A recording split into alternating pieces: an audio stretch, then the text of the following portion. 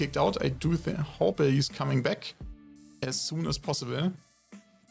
My heart always drops when I see this blue writing in the middle of the screen.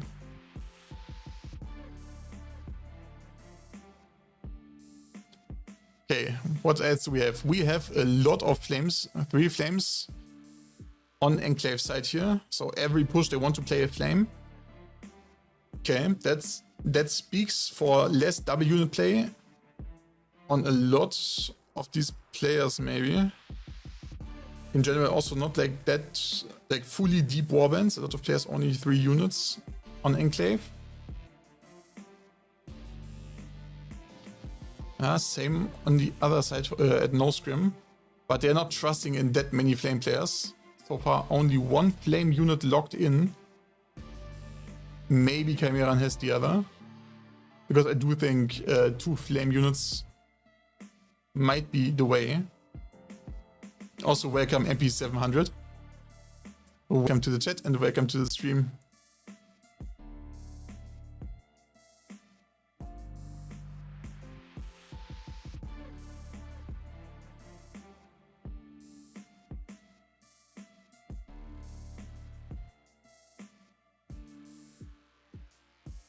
Okay.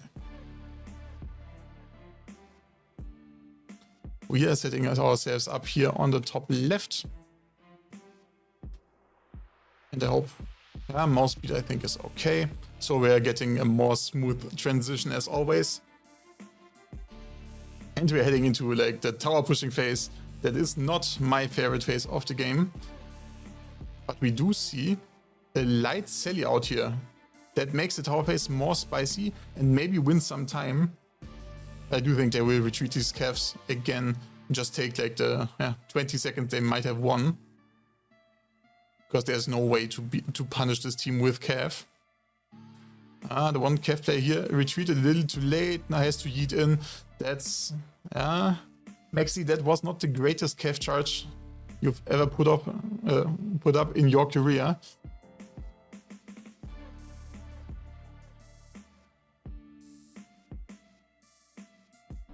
See, a lot of units here towards the front. Also some calves here for Enclave. That might be a delayed Sally. I don't know if Enclave was not really on the same page with the delayed Sally / Sally bait or full Sally. I think that's the 3 options. The team needs to really clearly communicate what they are pulling off. Because sending out only 2 players, or 3 players, sorry, 3 players. Here we see the 3rd one. Also trying to do something, not really achieving something. I do think they planned this whole thing differently. But nice assistance by the Polex player here to assist his short sword friend coming up. Temple Shot really tried to help his friend, but he will pay with his life for this one. Good idea, but also a little late putting up these ladders for his friend to retreat.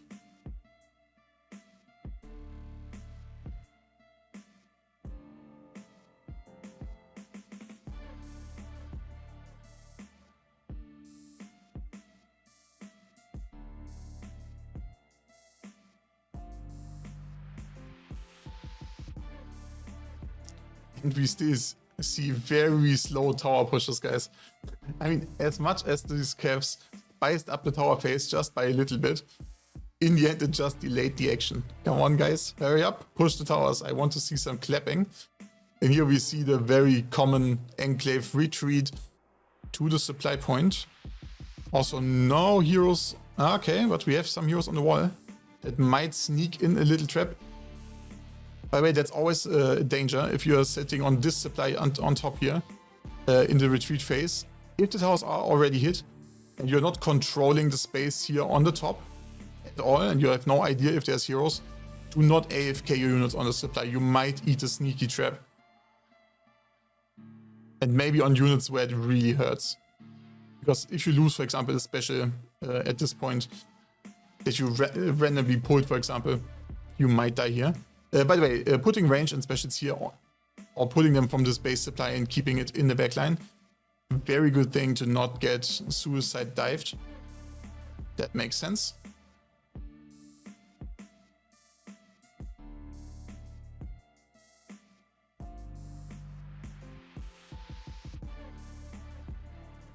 And we see a full team rotation on the bottom to capture the B point.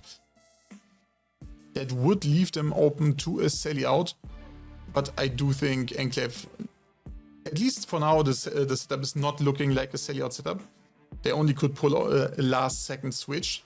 They have a lot of heroes around the supply area, so they could, if they wanted, to do some either infantry or cavalry based sally out. Cavalry based sally out would have not been the worst timing, since the only Modaos are running away.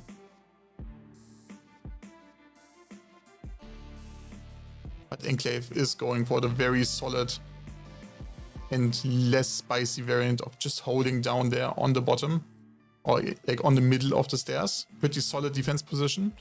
No traps available, because these two beautiful towers are blocking off most trap lines. I do think we have to swap here to the attacker perspective, so we can keep track of everything that is happening here in the fight, in case they are starting to use multiple attack angles, like both stairs, maybe even the top wall. Or do they commit to a full 15 push here towards the main stairs? It doesn't look like it, taking space on the left top side while leaving some units here on the main stairs. I do really appreciate it. A classical split with one main blob and one side action. I do like it so far. Taking a lot of space on the C point here with heroes preparing the hero deathmatch, and they're also putting the units in. Solid rotation trap, but Enclave did not move at all. What is the Enclave reaction here? It looks like they do not care about the C point, and they do really just want to sit on the supply. But it looks like NoScrim is immediately pushing towards this end cap, and maybe that was the trap that was set up by Enclave, because they look very ready for this and they're immediately moving in here. I'm still not quite sure if this is the strat, because like these traps can hit very, very dangerously, at least here into this side.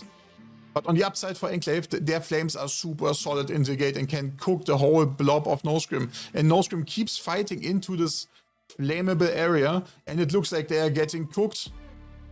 Also, the trap is very late. The trap is not hitting hard enough, and NoScrim got absolutely punished by the trap Enclave was setting up for them. Very, very interesting. That's definitely something I do like to see. If these teams are cooking some little mind games and some new plays. And we didn't see it that often, that teams intentionally drop the C point fully without contesting it at all. But now the question is, do they ensure the supply to be free so they can reinforce their lines here and deny the immediate repush? What are these AFK shields here doing? And a lot of shields of NoScrim now walk into the main stairs. Who is also, but big hussars here from the top, making it semi-deep, but not punish enough, because they are mainly on the left side, not hitting the main blob.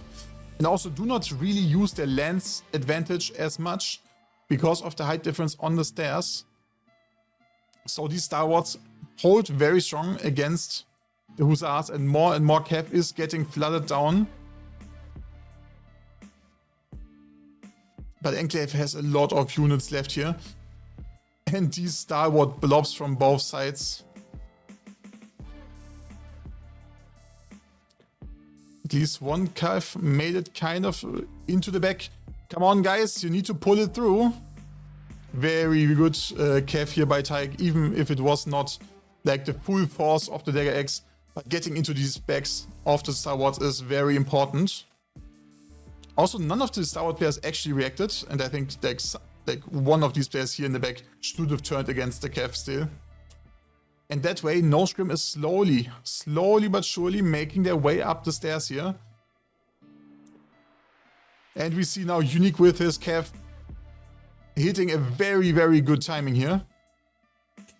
Also very interesting to see that both teams are playing kind of similar warbands and relying on the same strat. Lob up Star Wards and crazy yeet of Cav.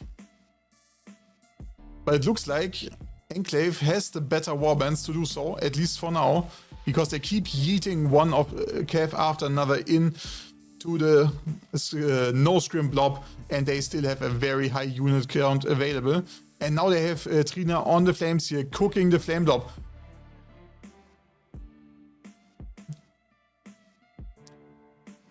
But the flames got taken out. And once again, NoScrim here, tanking another Cav. But Cav did not make it really through. So yeah, once again, the very dense blob of Star Wars was holding strong. And they're calling in for a soft reset, it looks like. Because they also saw that trading like this on the main stairs was not getting them into a better position. Because Enclave has more units. And if they burn each other down 50-50 on this main stair all the time, they will end up with less units and they will just get farmed then. So very good call for a soft reset. Now they are going for, it looks like small stair, I hope not. I mean, if they play flames, they should... I'm not a fan, guys. No. I'm not a fan of using flames in this position there. Double musket already on the way to find these flames.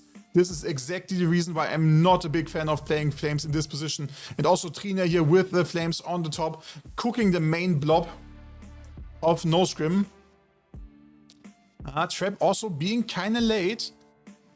And the trap also not in a position where it's hitting the flames, but a very good and solid hit into the infantry. Oh, that was very close. Nearly hit the flames as well. But NoScrim is very surrounded here, and the unit trade only got slightly better for them. But now woof. With a massive Yan Yudao clear, and this is exactly what they wanted in the first place. These huge Cav wipes when the shield blob is holding strong. And it looks like now they finally got a very solid hold on the top here. And NoScrim is now killing the last units of Enclave here on the supply. And Enclave is calling in for the retreat. They have the superior unit rate still. But do they have the right units left? I mean, their warbands were less expensive, so most likely they have a lot of filler units. And we see NoScrim again with the very immediate aggression onto this end cap. And now the question is, which side is reinforcing the fight here on this end cap faster? I think that's the correct call by the NoScrim, by the way. They definitely needed to go fast because they're not having the units. But now huge Cav here into the arriving reinforcements. They didn't make a lot of Cav points in the meantime. Cap points, sorry. Because Bouncefire was holding strong here on the point with his tower shields. But the 1-by-1 drip-ins by Enclave, they really hurt them. Unit trade-wise. And now they are nearly pulled even. Good pings on the point by NoScrim, taking out these heroes methodically. But Enclave now coming back. The block definitely paid off and they managed to get the flames back onto the battlefield. Flames get immediately attacked by all the heroes of NoScrim. They know these flames need to go down. Enclave coming back very strong. The sacrifice of Bouncefire definitely set them up here for a good reverse sweep. But now they need to get back onto the point with all the units. And they need to start killing the rest of NoScrim's units here. These Rattan Sheets by NoScrim, they are definitely a big threat still. Dealing this ridiculous poison damage and making the deathmatch harder. Unit rate is absolutely 50-50 by now, and it's both teams are absolutely on the last reserves and they are fighting for their lives. But it looks like NoScrim is way more compact now. And they're focusing down the heroes one by one, way more effective. They also have like 2 experienced dual blade players that are targeting also together one player after another, getting these very important picks. And that's definitely the scenes where having a dual blade is very, very beneficial. As much as I said dual blades are not that useful anymore in the Bast casts, this 50-50 unit end cap deathmatches, this is where dual blades shine a lot. Especially play the no ultimate bomb build, so much resources PS, and they did to massively secure this. And this game is definitely holding up to the, at least I had point very, very entertaining. Yeah, here definitely take MVP. I think he definitely brought out that like huge wide with you Enclave there, enabled the sea supply take massively corrected this trade. I think without him, I think it's not stretch. Without him, that wouldn't have been won by him. They played like, MVP because I not only got them, also did the most impactful kills that got them really onto the sea platform. Side that I think he put a lot with his names. I would say also like huge performance here, outperforming most by a lot. As always, the awards here are very, very mixed up. So yeah, don't rank these players by the scoreboard because they're broken for the spam mode. And also, as always, if this scoreboard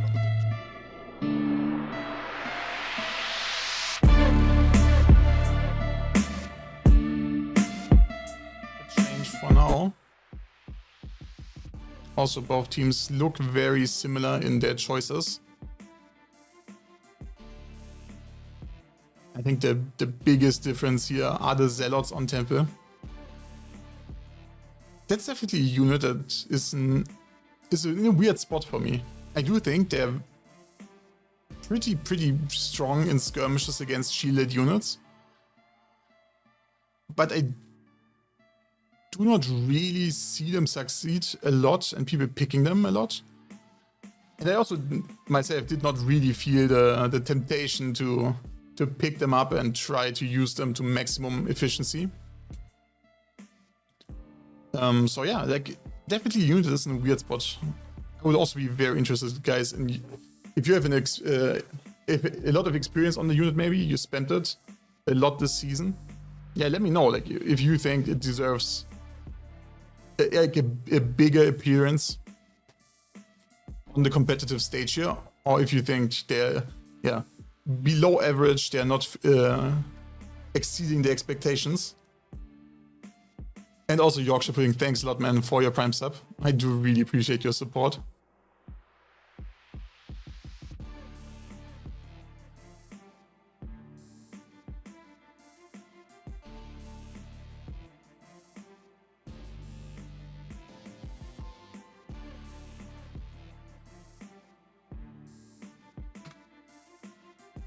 Okay, and back into another tower pushing phase.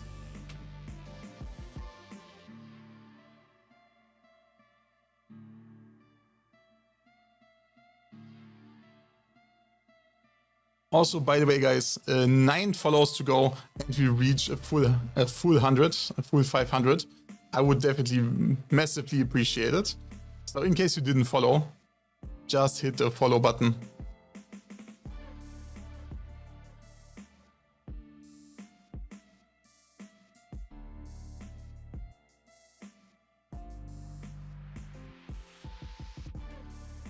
We see a very left-sided stack here for the pushing.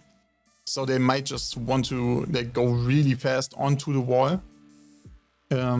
Which could be a very standard way of pushing, by the way. A lot of teams, to prevent Sally outs here in this area, they're immediately going here to the top, playing from this corner, where they can like just hero play on the B point maybe, or push towards the C point over the wall.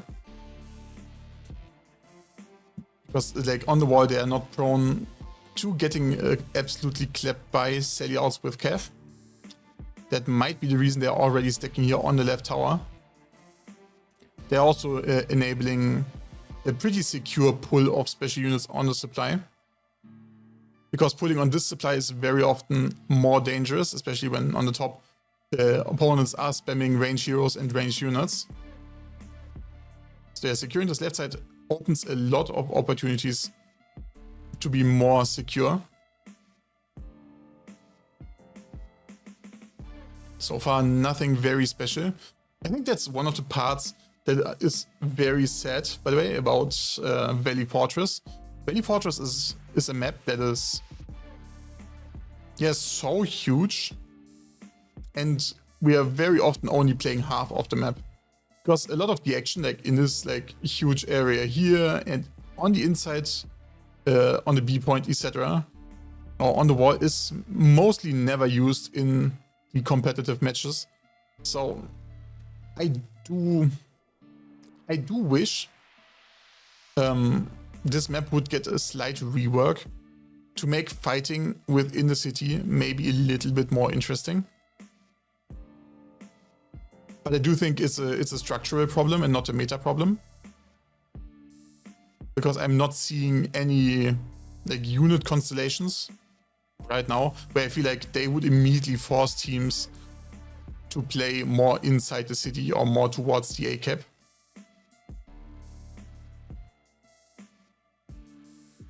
So they definitely need to make a change to the map.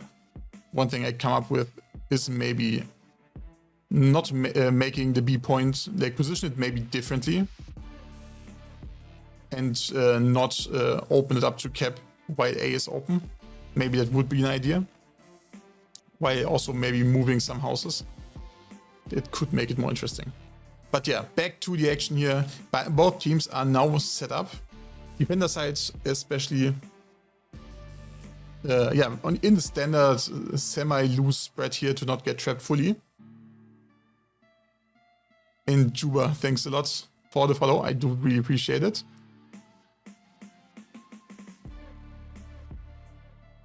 Flames are also getting hit in the back. In general, a good thing to not get poked by the muskets before the fight, but also very dangerous because they have to pass through the very likely trap area. Because like, if these teams start pushing, they will immediately trap around this area here. And yeah, the flames need to pass through it. That's very dangerous. Fire archers sending some arrows over. Not the greatest trap. In general, like trapping roughly around here if you're not starting to push is not a good idea. This is also maybe not the best trap, but I see why they want to do it maybe. NoScrim also very, very careful, not committing very early to the actions of Enclave. And now they're in right after the trap is down. And the flames start cooking. Very, very beautiful flames here. Very, very good cooking here into the blob. But Toxic Mad and the longsword Benny is also on there. And the flames get taken out. No supply block so far. Come on, Enclave. Where is your supply blocker? Blocking the supply on this map is absolutely crucial, guys. You cannot allow the defenders to pull double. Even if you're just trying to get a trade and go for a clean reset afterwards. If that is your intention, even then you should block the supply just to make the trade a little less punishing. And also waste the time of the defenders for their reset. So they are less likely to maybe sally out on you guys while you're respawning. Etc, etc. So yeah. That's one of the fundamentals I definitely like to speak about. For every newer team, focus on fundamentals like supply blocking, basic unit mechanics, and composition, trap locations, etc. These things get you way further than any spicy, crazy rotation tactic. Learn fundamentals and execute them well. That will get you like very, very far.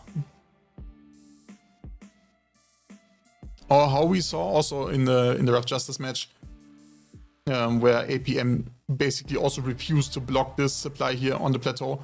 You just get murdered by double units that get pulled right into your face. So yeah, let's see. Enclave going for the same push again. Maybe they feel like they can now do a better job when it comes to the traps. Because the traps in the first fight did not really make that much of a difference. I am not a fan of this trap. Like, I don't know how they came up with this idea. Why do you trap here? They did it the second time, so there must be a thought behind it. Someone must have told them to do exactly this trap. And guys, I'm not a fan. Also, once again, trapping here on the weaker side of the enemy makes no sense. Not in my books, but at least it hits hard. They definitely should have trapped the other side where also the flames were located. That side was also better accessible for most of the traps. Little fundamental issues, but that didn't hold them back. Enclave here with a good entry onto the C point. Now the supply is also blocked. And NoScrim has to retreat. Unit trade. More even than in the last game, for the most part.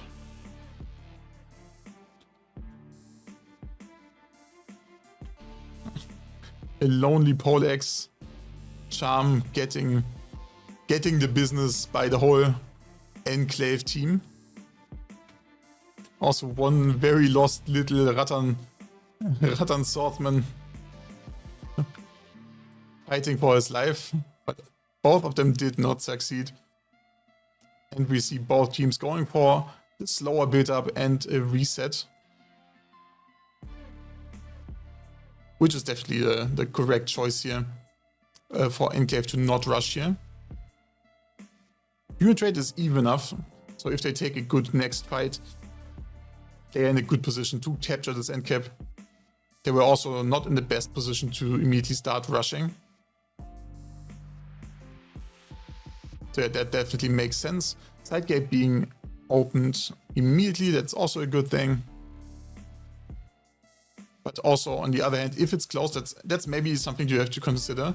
If the defender actually closed the gate immediately, they are blocked to open it for, I think, 40 seconds. And so this gate is then blocking the defender more than the attacker. And if you really want to like go for a pretty much one-sided push over here, etc., it might be worth it to let them keep this gate shut, because you can immediately smash it open with like 1 or 2 heroes, and you do not take a lot of time for it. Because right now, like all these like more in the back waiting units, they could definitely get caught by a flanking cav. But now we are going back into the main fight immediately. The Hwang here doing, not very much. Shooting here in this thick wall. And if they eat the trap for it, very, very good trap here for Enclave. And the solid wall of steel did not really get ticketed by the Hwang. Hwang are not the best sheet breakers anymore. I mean, they were never crazy at breaking shields, but I think they got further nerfed on it. And they definitely do not succeed into imp shields. Also, very, very interesting close hold here by NoScrim. Oh, Chainard down. And Chainard hopefully dead. Yes, good reaction by NoScrim here.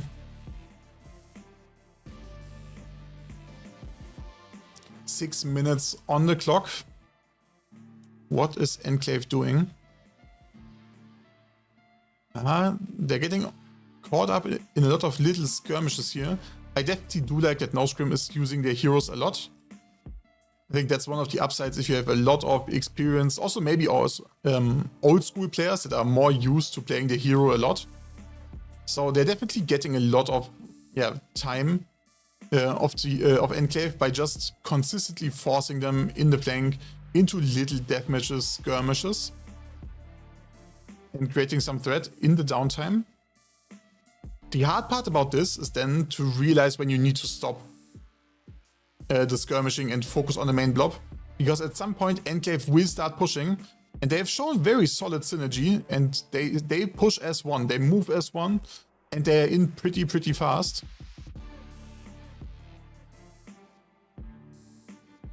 For now they keep waiting. I'm very unsure what they are trying to do with these long waits, because they did not get any way with it. But now they're in and they're getting two-sided here. They definitely need to decide where they're flaming, and the flame decision to the left side is the correct one. But immediate aggression here from the Poleaxe into the backline. Charm doing a very good job here at attacking. Even if there was a chain dart present, he got some of the flame models. I think it's only one flame model there. Two. One, two. Also, one are getting attacked by MP700. He's also not going down very fast, but I would say half of the run still survived, and these guys still put out a solid DPS. But it looks like it's not enough. Enclave here very compact. Slowly shredding through NoScrim.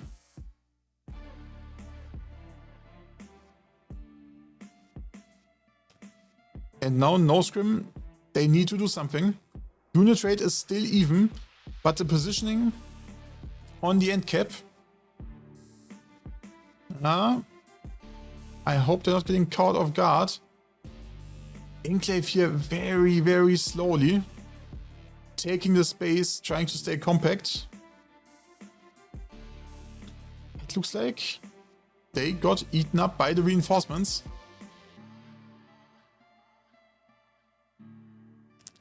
Very strong comeback from NoScrim with the reinforcement rotation. So yeah, now the time is getting low. It's only 3 minutes left, and Enclave wasted 2 minutes prior to this, at least 2 minutes, for not pushing, where they did not achieve anything in the meantime. They did not hunt down specials, they did not poke, etc. etc. So this might bite them in the ass in the end. Because now Enclave is not the fastest team from what I see here. They take a lot of time to build up, to like really stack into one blob, so they can strike as one force, which in general is not the worst. But at some point, if you are climbing higher up the leaderboard, you need to improve your speed. You cannot waste so much time, because just imagine they get back into this like death matching situation, like NoScrim did in the last game. They need the time to kill these heroes, because heroes like short swords, they do not die during iron sights. So you need to wait out the iron sight and kill him then. And now we are getting back here in the fight through the small gate. I'm not quite sure if this is the right call, but Enclave have shown they are pretty strong when they are very compact and stacked up. So these narrow spaces might favor the unit comps and the type of players they have.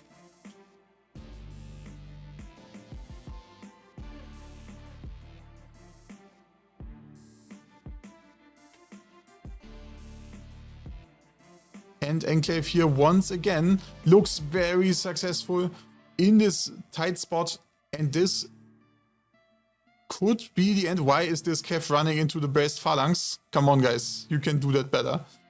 I see that you have a time issue, but it's not an excuse to rush into phalanx with your Kev head on. Reinforcements by NoScrim are coming. Unit rate is even, and now the clock is ticking down. And now we're exactly running into the problem I was already teasing. The time for the attacker is running low, and these shield units, they die slowly. NoScrim has these spear sergeants on the point, and they die so slowly. And they also have a lot of heavy players. heavy players that are definitely capable of surviving on this point. And it looks like Enclave is really winning unit-wise, slowly but surely. But the time is running out.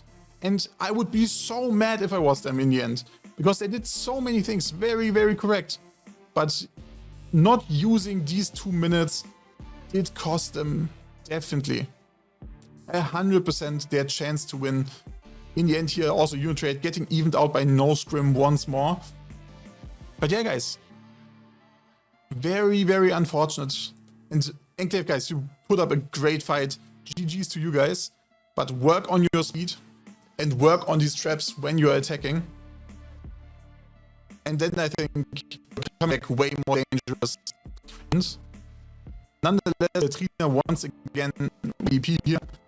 I do him once again on the getting value for his team.